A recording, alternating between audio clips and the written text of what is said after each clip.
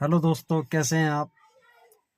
आज एक बहुत सुंदर कबीरदास जी की साखी जो लिखित है वो हम आपको सुनाना चाहेंगे।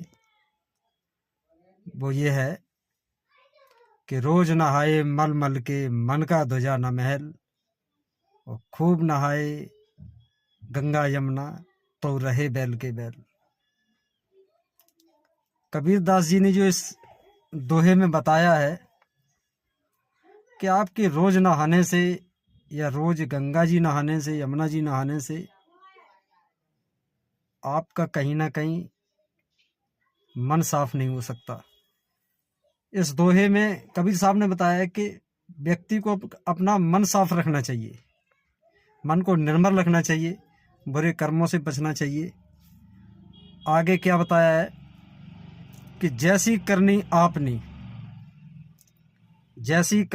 आपनी तैसा ही फल ले, बुरे कर्म कमाए के साईं दोष न दे।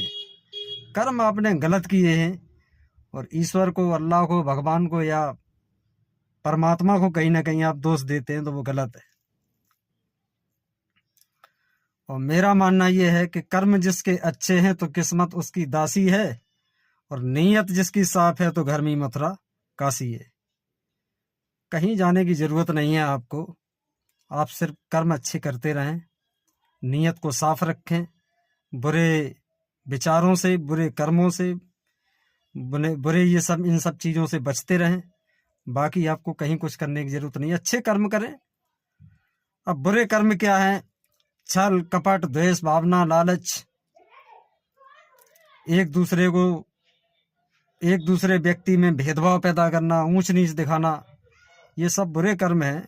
इन सब कर्मों को अगर आप कर रहे हैं तो काशी, गंगा, यमुना कहीं भी नहाएं, इससे कोई कुछ फर्क पड़ने वाला नहीं। कर्म का फल आपको भोगना पड़ेगा। बुरे कर्म कमाए के साईं दोष न दे, ईश्वर को दोष देने की जरूरत नहीं है।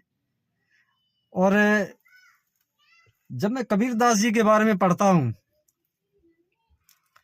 तो कहीं ना कहीं मेरा मन विचलित हो जाता है, क्योंकि उन्होंने जो ज्ञान दिया है, निर्गुण ब्रह्म के उपासक थे वो,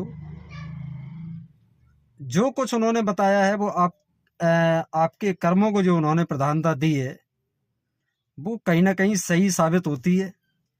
तो इसलिए जो मेरे विचार थे मैंने आपसे जो प्रकट किए।